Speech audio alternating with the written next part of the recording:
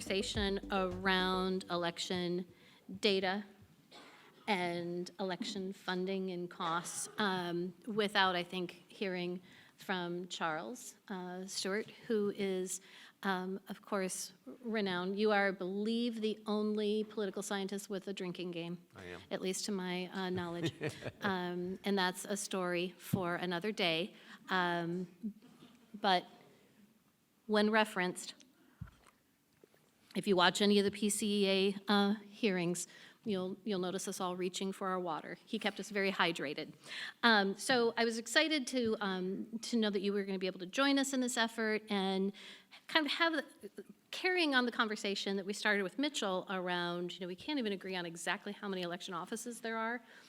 So when we talk about election funding, we know that it's challenging. If it wasn't challenging, it would all have already be done. Right. So I'd love to hear from you, kind of additionally building upon why is it challenging? Because I think there's a place that we can get to at the end of the day where we can come out with some ideas around, again, like this whole notion of one size doesn't fit all, but we are all doing certain things with some commonality.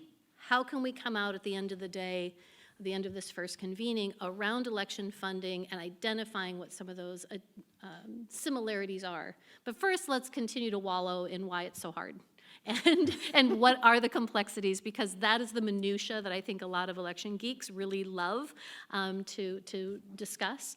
And so with that really awkward introduction, I'll go ahead and turn it over to Charles. Thank you. Thanks, Tammy, and thanks to everybody for coming, and thanks to the two institutes who've organized this. This is a really, great initiative, and I hope great things come from it. I also have to thank the state of Kansas for providing some snow.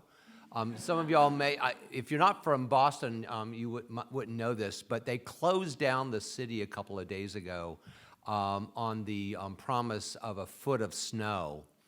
And this is about 10 times more snow than we actually got. So I'm delighted to see at least a little bit of snow this week, just to know that it still exists. So Tammy and the organizers gave me the title of the topic of why is the study of election funding so difficult. I was actually just really tempted just to have the next slide be a picture of Mitchell and just say, thank you, any questions? Because I think that her case study, and then undoubtedly the case study to follow on me, will actually, I think, illustrate and tell the story about the struggles here. And so I'll do my best to provide some comic relief between these two really insightful presentations from my own perspectives.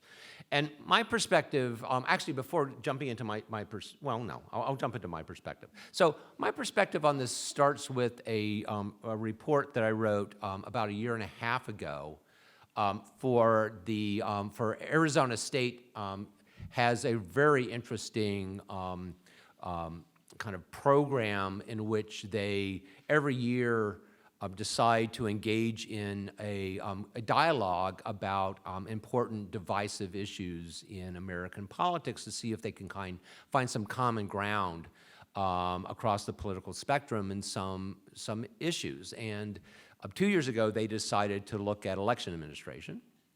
And one of the topics within that was the cost of elections. And they ended up empaneling a random sample of Americans whom they brought together for them to learn about these issues, to dive deeply into the issues, and then to come up with actually not only some recommendations, but kind of to vote on what some of the kind of policy choices were, and then to use those policy choices, the ones that had broad bipartisan buy-in, to then use to go to Capitol Hill to argue that these are things that have wide bipartisan buy-in, et cetera, et cetera. So they asked me to write this report on the cost of elections, of conducting elections, in order to kind of seed the discussions about that and to draw together what we already knew at that time, a year and a half ago, about this topic. And one of the things I will also say, just to reinforce what I said at the outset, is that by far the two best bits of scholarship in this area are the two that will be discussed on both sides of my remarks. Now, one of the questions I responded to was, why is information about the cost of elections so elusive? Which is another way of asking the question. And this is my answer. So again, you can just read this paragraph, and I could take questions. I think in some ways there's a simple nut, but I also think the nut of the matter is gives rise to a number of other considerations that I'll touch on. But let me just talk a bit about this study before coming back to the topic at hand, because I think there are some elements in this study that are also helpful in seeding the context of the discussion about what it costs, or the costs of elections. And I answered about a dozen questions in this report, not just, why is it hard? And this is what I distilled a year and a half from looking not just at these two studies that we'll hear about, but from basically everything that had ever been written on this topic. And there's a very nice bibliography at the end of it if you're interested in this topic. And the first is, question was, well, how much is spent across the country to run elections? And as we've heard, and we will hear later on, this is actually a much harder question to answer than you would expect. But if you aggregate together all of these studies, you get a kind of an order of magnitude of around $4 to $6 billion in a normal year, whatever that is. I take that to be not 2020 as being kind of a normal year, and maybe $10 billion in 2020. Okay. Again, order of magnitude, and we'll come back to some scale. Why is the information about the cost of elections so elusive? I'll come back to that. How is election administration financed in the U.S.? And again, in Mitchell's, the picture that she showed and the discussion last night was very informative about this. I just add that generally it's financed mostly by local revenues, general tax revenues, and that if you were to add the federal spending, and the context of this report was about lobbying Congress for funding, and I'll come back to this, federal spending is generally the topic that gets the most attention in kind of the policy space.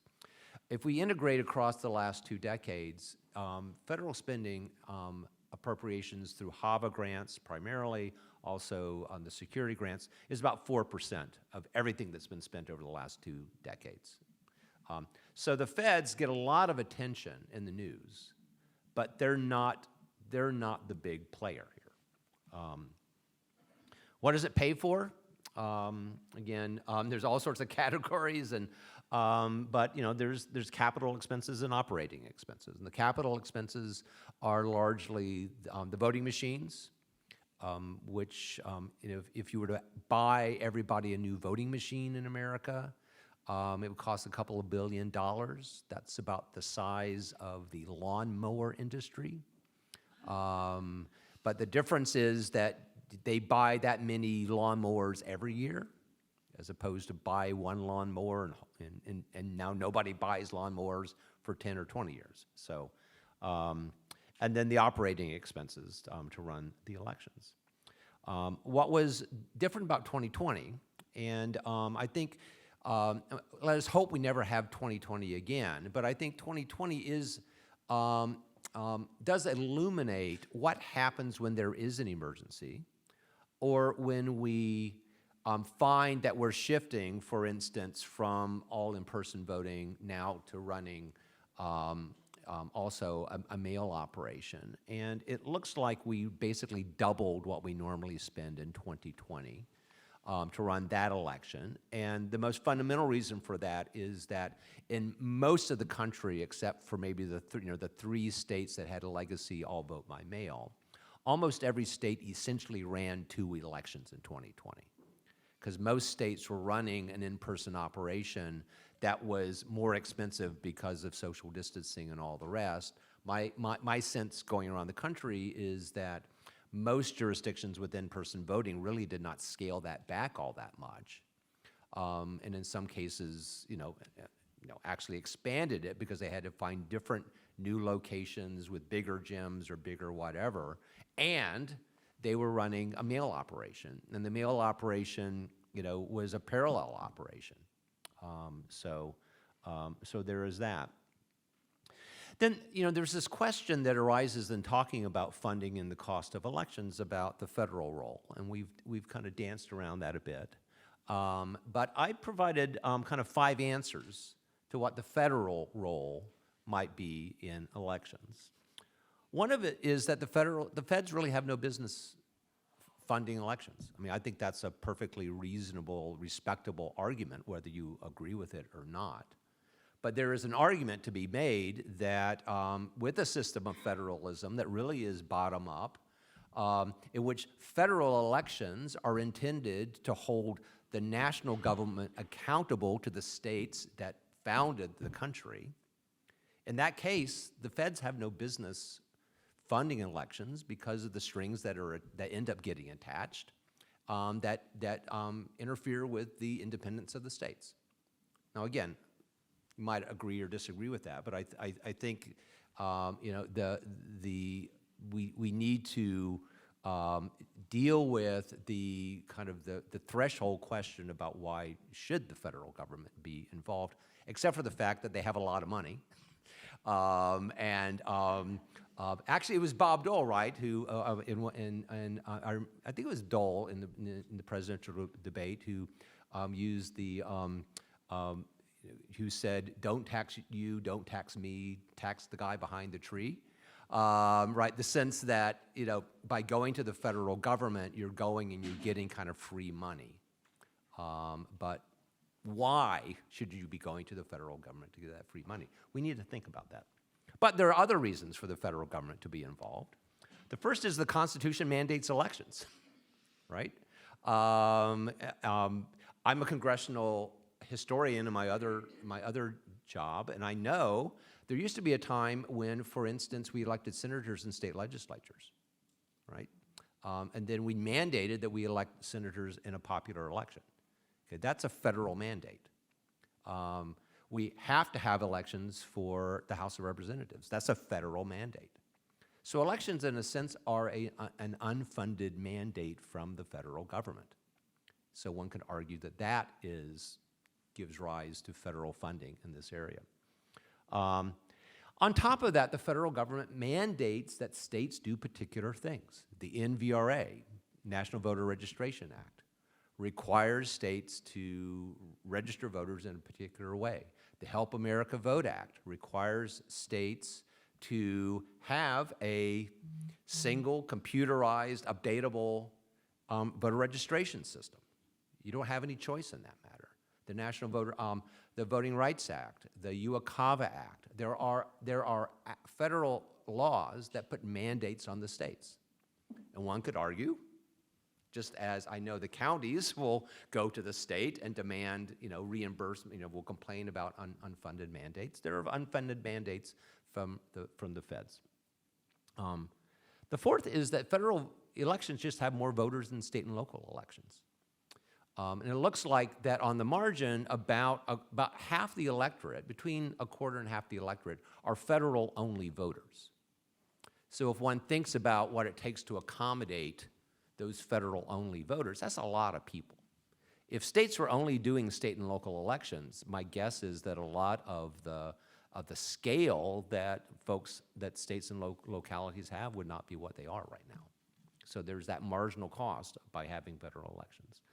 And then finally, there's national security concerns, and this is something that's been, more important over the last decade. But that, and there's two senses of this. One is that, the quality of American elections has become a national security issue. The other part of this is that kind of fighting foreign adversaries is a federal responsibility. It's not a state responsibility.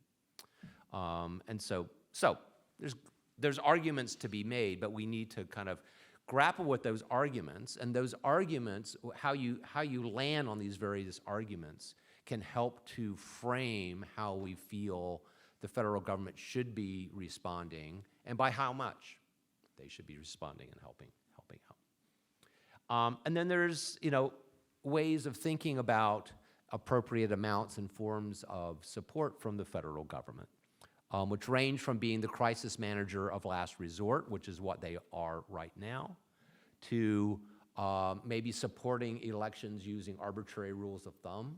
One being that, well, you have state, local, and federal elections. 1/3 of that is federal, so maybe they should pay for 1/3 of elections. That would be an arbitrary rule of thumb. I have some election official friends who argue that, well, you should basically sell the ballot real estate to the federal government. They get the best real estate. They get the oceanfront property at the top of the ballot. They should pay for the real estate. As an aside, the problem with that argument was in one of Mitchell's slides. There's 500,000 elected officials in the United States. 500 of them are federal officials. So if you're gonna sell the real estate, even if it's the good oceanside real estate, it's a sliver of the real estate on a ballot. So I'm not a big fan of that, although some Can I ask a question about Yeah, that, yeah. Charles? So you had mentioned earlier the 4% of funding. Yeah. Would you think that the real estate is 4% of the ballot? It's about 1%. 1%. Interesting. Yeah. So, all right. So 500 or 500,000. That's one. I think that works. And then finally, ballot eyeballs, which is a similar sort of thing. Finally, I mean, there's other ways in which the federal government could help. And I'll stop here, and then we'll come back to the topic.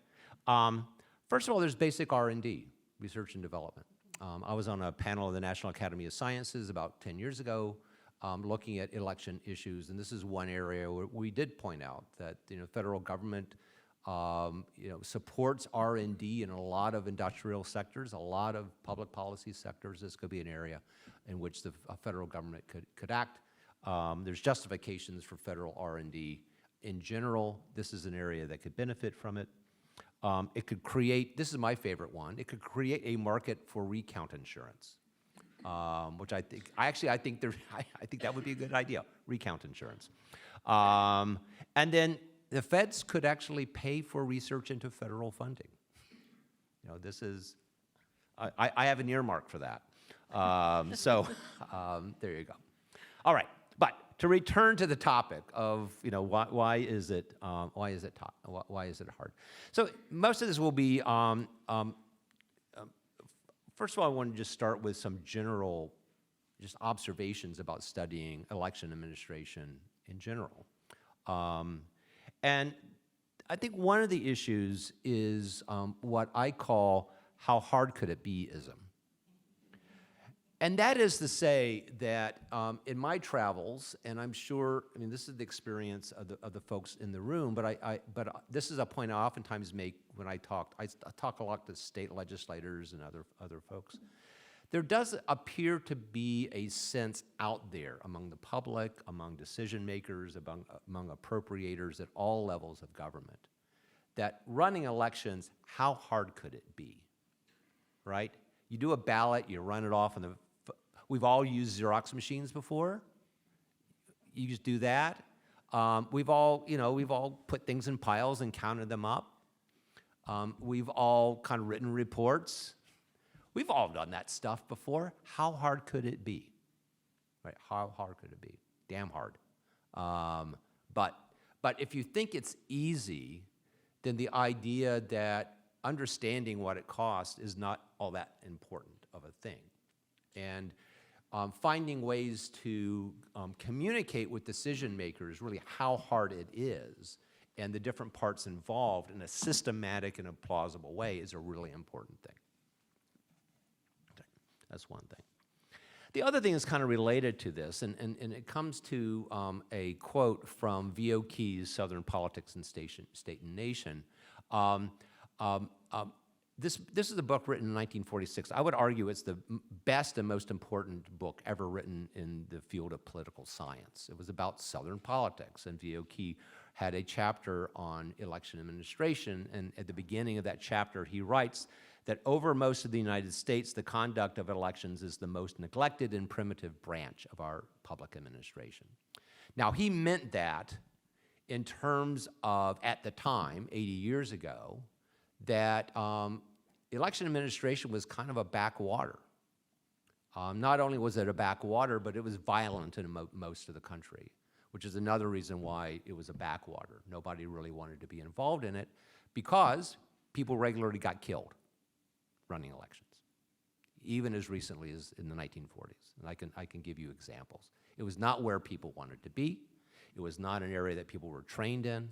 And elections, largely in the South, but not only in the South, oftentimes were not run in a very professional manner. But it's also an area in which, so that's kind of, the reality of public administration, but it's also kind of the reality, in my sense, in the education about public administration. It's a small area. And, people don't go to get MPAs or whatever I hope some do, and, we need to encourage that. Hi there. But it's an area that really could benefit from greater attention. Sometimes the wrong people are studying this question. Now, I will quickly say that the two sets of people who are going to be talking today are not the wrong sets of people. And this is a general comment about studying, I would say, election administration in general, and not just studying election costs.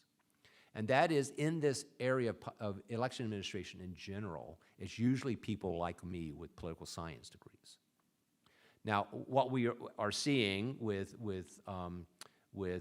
Mitchell's project and with the North Carolina project is more people who actually have the skills necessary to address this topic. People who know about public finance.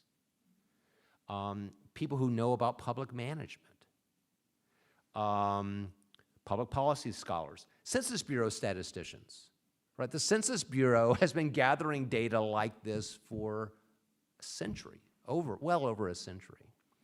And I like to remind people that if you look at the Census Bureau has a census of local government finance, which is a great resource. If you look at the history of that product, it started over a century ago by just looking at a couple of cities and then grew out. And the reason why they started with just a couple of municipalities is at the end of the 19th century, figuring out what state and local government spent was hard for all the reasons we've been talking about with elections. And rather than trying to understand all of it, they decided they were going to start small and then eventually grow out. We can learn a lot from the Census Bureau about how they build out their data products. And with teams of election officials and elected officials, I would hope there's more and more of that. And again, we have really good examples that are on display here.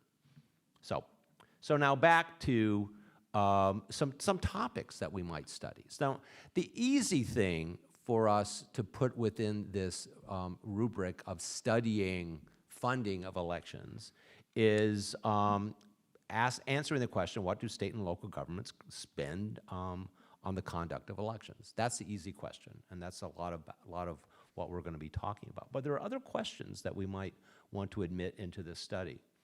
For instance, and this has been kind of touched on before, but I want to forefront it a bit. What constitutes the minimally acceptable level of service and who decides? Right? So we see, even when the data are good, the data are reporting what election officials are spending. Is that the appropriate amount? Right? Are localities spending what they're spending because they don't have political support?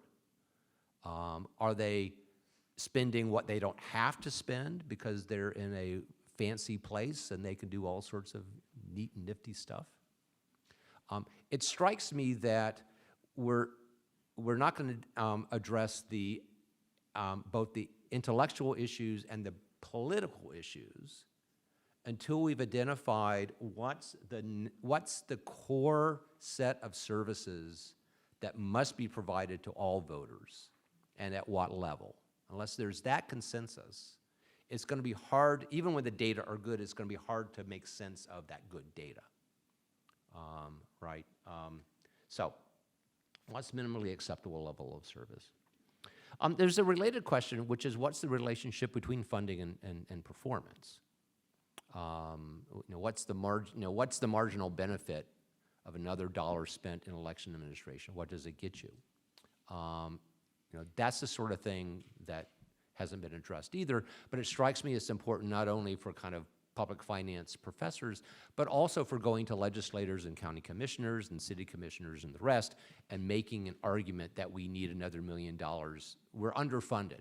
Well, okay, by how much and what will that new funding get us? I don't think we know the answer to that question, and that's part of the study, right? And then finally, what's the taste for spending on the other side of this equation? Usually in gatherings like this, the emphasis is on what we, the elections community, would like to see supported by state legislators, county commissioners, and the rest. Well, what's their perspective on things? What's their perspective on things? I'm sure, especially the officials in the room, have a really good intuitive sense because you've talked to these folks. But to the academics, certainly, I don't think we have a good sense about that. We just hear that if you had to choose between buying new voting equipment and buying a new fire truck, you're likely to buy a new fire truck, right? But can we be more sophisticated about that? And having been more sophisticated, can we then advocate better? Or can election officials? I keep saying we. I recognize I'm not the we always doing this. Okay. So back to the topic, and then maybe we can get to a discussion. Why is the study of election funding so difficult?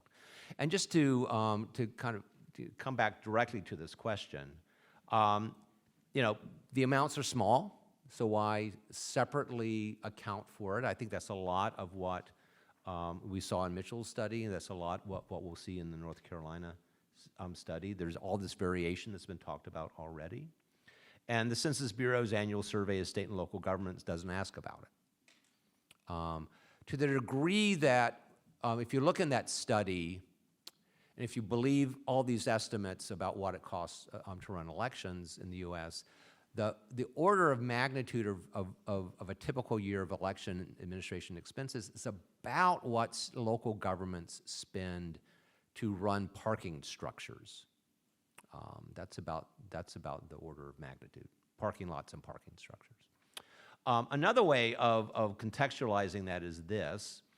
In 2021, the last year for which we have the data, general revenues in local government was about $2 trillion. Okay, so this is roughly where the big lion's share of funding comes from, $2 trillion.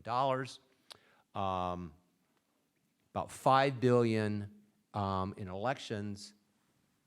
You see this little, do you see it? The little line at the bottom? That line is, I couldn't get a line thin enough to put on this graph to illustrate. This line here is twice as thick as it should be to be proportional. It's tiny, tiny, tiny, tiny, tiny. It's about 1/4%, which is kind of order, again, these are order of magnitude numbers. There's issues that I'm sure Zach will talk about, just nomenclature, the cost of elections, integrated across all elections, stuff you see in, out public facing, stuff in the back office, versus the marginal cost of another election. And one of the difficulties here is that most of the numbers I see thrown around in general are what it cost on the margin to run the last election, which usually ignores all the sunk costs that have gone into allowing you to have the election in the first place. All the equipment, all the permanent personnel, the retirement contribution. I mean, just a ton of stuff that doesn't get rolled up in those estimates. And then finally, I'll keep harping on this. I think there is a problem in this field by harping on federal funding. My observation when funding arises is because it looks like Congress might pass another $1 billion appropriation, which would be great.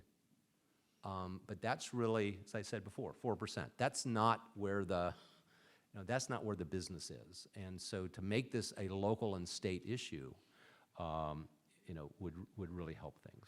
So you've seen this. A couple of other things, and I'll finish up. About this issue about what's the taste for election and funding among the public.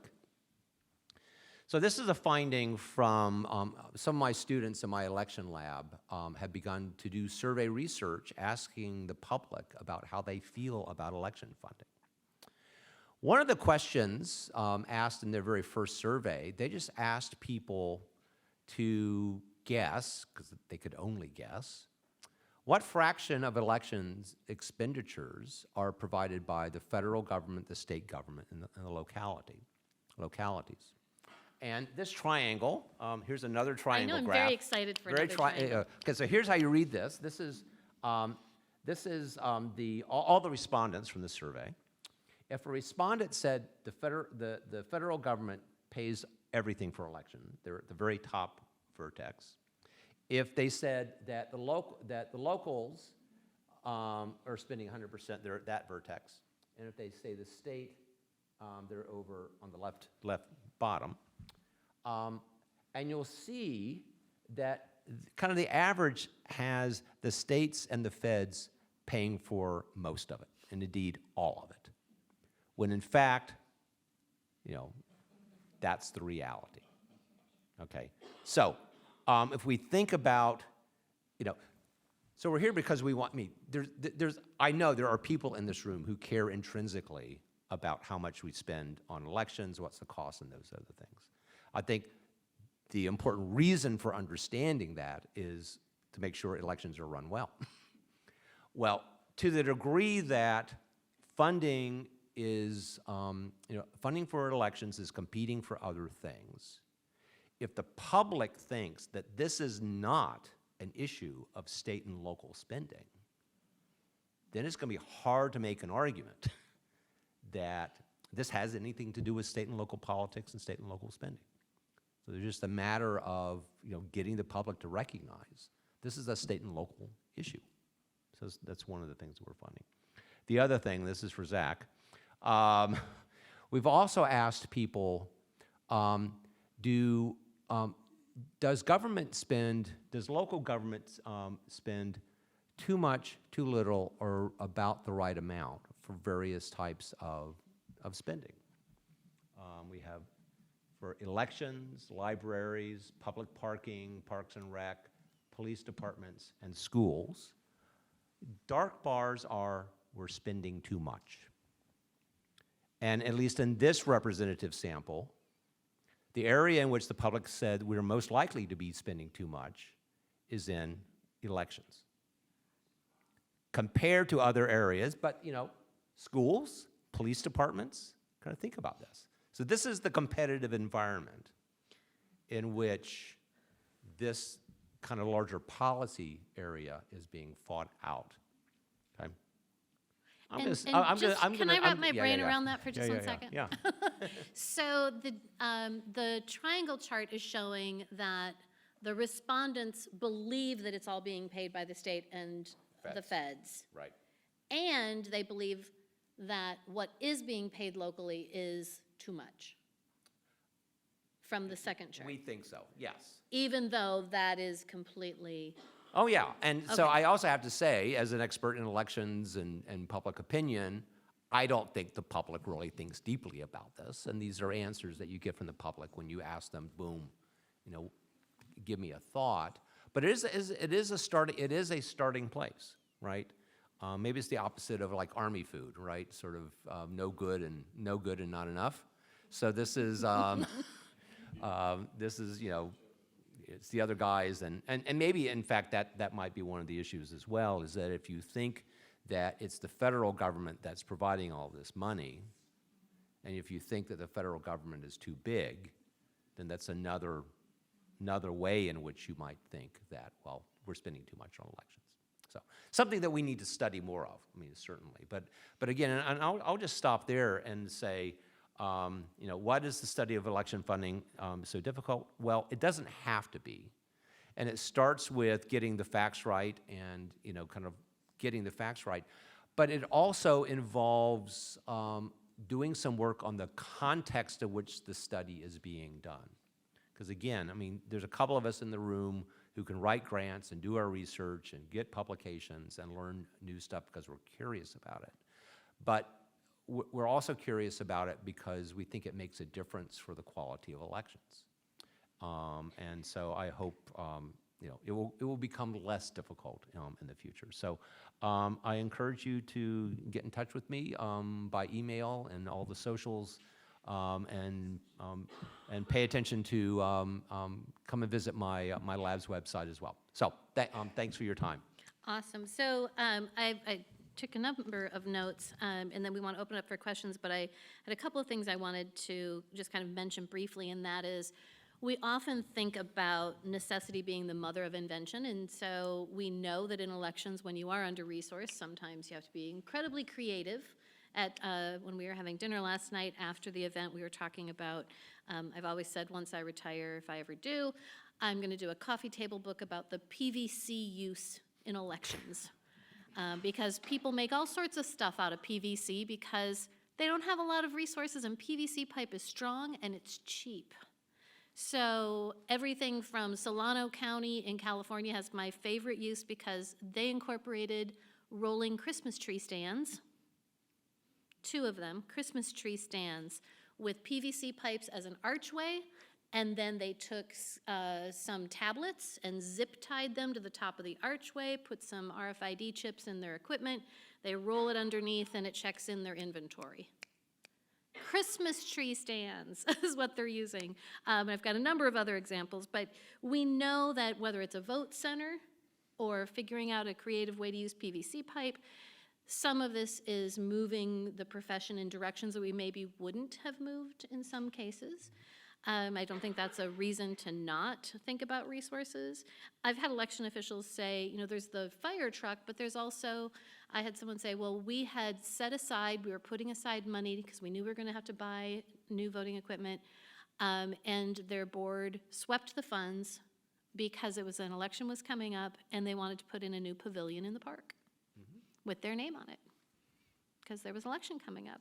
And that's how they used the funds. And so election officials are in this very kind of precarious situation where 2020, for all of the challenges, I've had so many election officials say, you know what, it was actually one of the elections I've always wanted to run. I could hire all the people I needed to hire. I could send out information to my voters that I've always wanted to send them. I just didn't have the resources. So even in those really difficult constructs,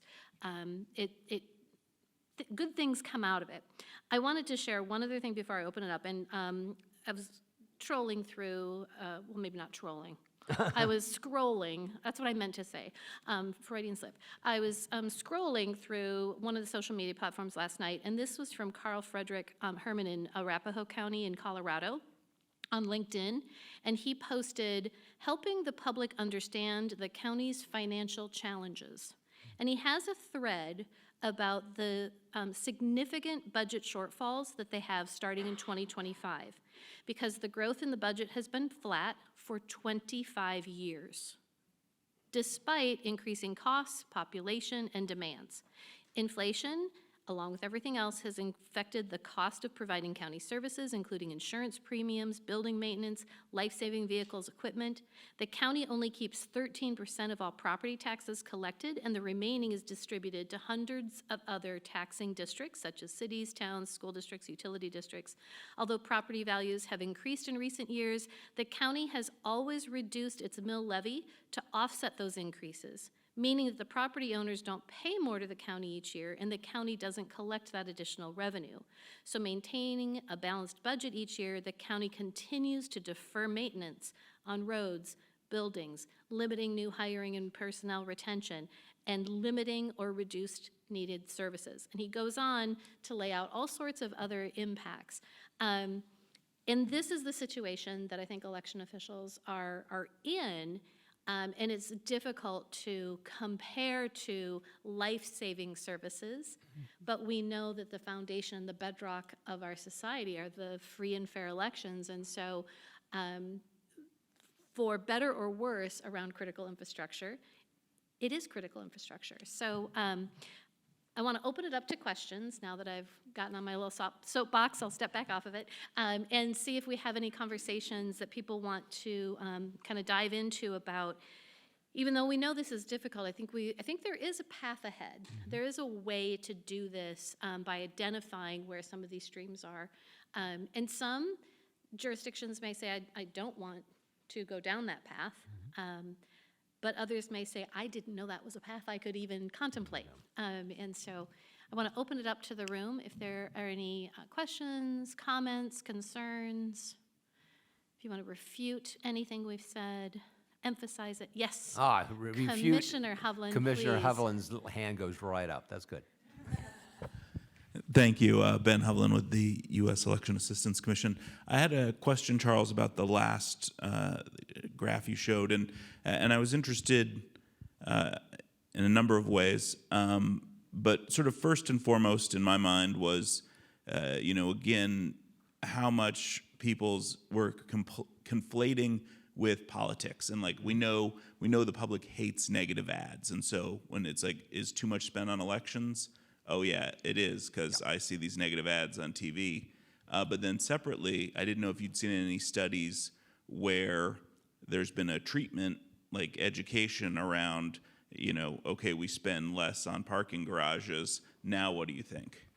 On the first, I agree with you entirely that the public conflates a whole bunch of stuff when you talk about elections, and that's one of the things that we're trying to really trying to wrap our heads around.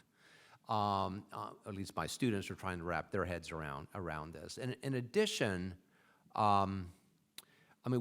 we've tried to not quite educate, but to dig down in some of the particularities of election administration, asking where kind of a marginal dollar, or if your local election official had money to spend, kind of found money, how should they allocate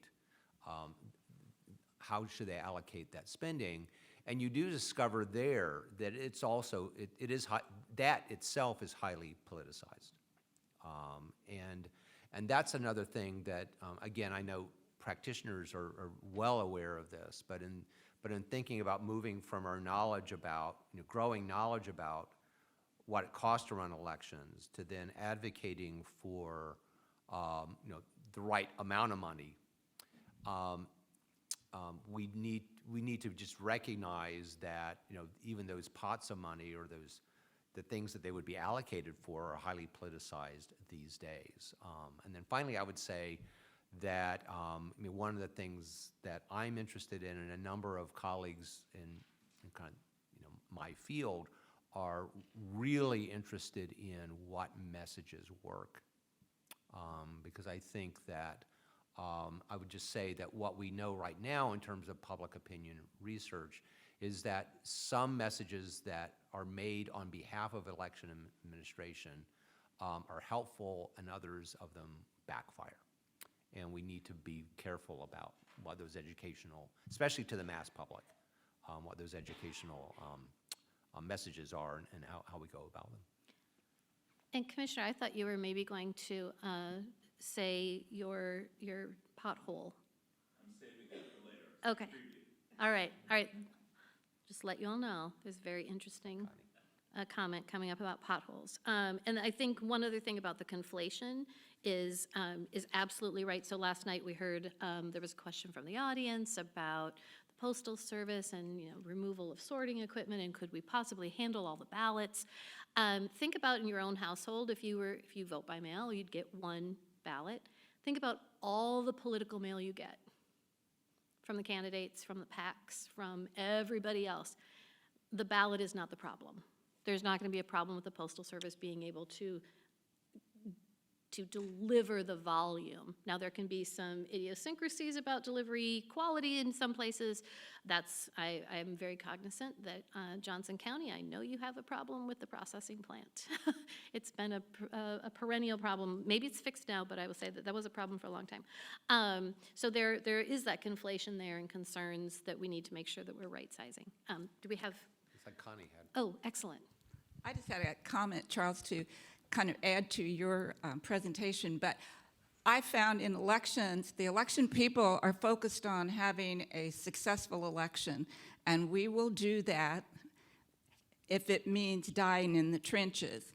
And I wanted to share that in like 2004, I went to our county manager to ask for more staff because we had never received an increase in staffing in over 10 years, and my group was physically dying.